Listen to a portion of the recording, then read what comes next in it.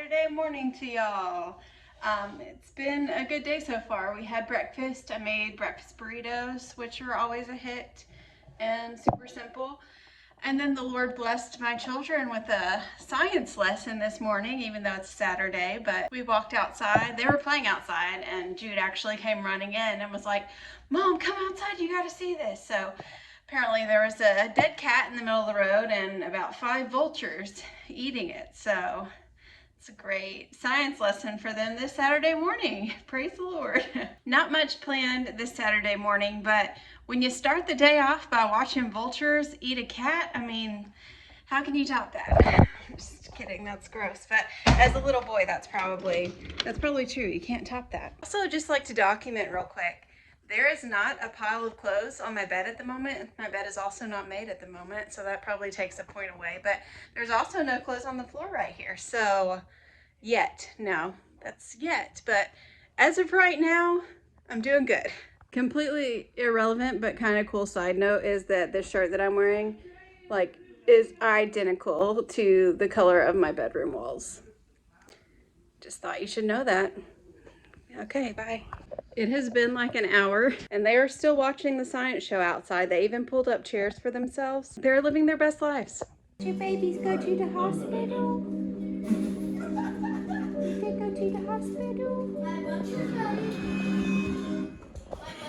Yep, lunch is ready. Sandwiches. We discovered this from some missionary friends when we were in Thailand. They made this for us and it was so good. Basically, you're gonna make like a grilled cheese, but instead you're gonna make it with peanut butter and jelly in the middle. And oh, it is so good. So what I'm doing right now is melting this butter. And then I made my peanut butter and jelly sandwich. And then you just put it in the butter like this. And you get it nice and grilled on either side. Yeah, you should totally try it. With a glass of milk, it is. If you want to get really wild with it, put a little bit of this sea salt on top. Yum. It is the calm before the storm. I can feel it. But the percentage of severe thunderstorms, I think, has gone down. So hopefully we'll still be here tomorrow and you'll be able to see my face on a video tomorrow. Also, if you noticed in that video, this current state of our van, it's been like this for 2 years, 3 years, I don't even know. I actually made a video about it, so I'll try to do the little clicky thing where you can click on the video.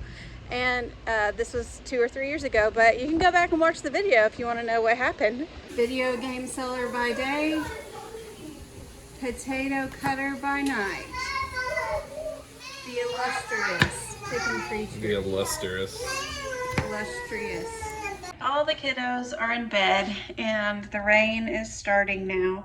I don't think it's gonna be as bad as they predicted, because I keep looking at the weather channel and we're not under like any kind of tornado watch as of right now, which is great. But I just kind of want to talk about how we can let stuff like the weather really make us anxious. And it's understandable because ultimately we're anxious about anything that we can't control, right? Because we can't do anything about it. And you get especially anxious about weather when you're living in a trailer and it's not the best method of living when you're in an area that gets tornadoes. The thing about, sorry, this is gonna look really weird while I'm doing this, but I just wanted to talk to y'all while I did it, so don't get distracted. I know that it's beautiful and it doesn't look like I'm an alien at all. Basically nothing in our life ultimately, when we think about it, that we're actually in control of. And that can be that can make you very anxious, or it can be very freeing, depending on how you let your mindset go. And so I'd encourage you to make it very freeing, because ultimately, as Christians, we know that we're not in control, but God is. And there are so many verses over and over in the Bible that show us that God is in control of the weather, and so many stories of Jesus controlling the weather when he walked on this earth. And so, especially when it comes to the weather, like we should never let it make us anxious, because we know for a fact, like biblically, that God is in control of the weather. But ultimately, that goes with anything in our life, because we can't control anything. We can think that we have some control over things in our lives, but ultimately it's God. And so the big word that we all, I'm sure, need to work on is surrender.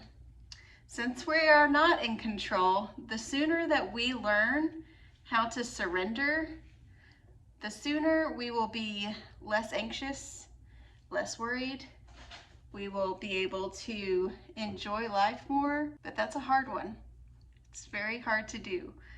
But I think that we are able to do it if we try and if we practice, because like anything in life, practice is going to make you better at doing something, including things of a spiritual nature. So you need to practice surrendering. So anytime that storm is coming, you use that time to remember and to remind yourself of who is ultimately in control. And then you take those thoughts captive and you surrender, right?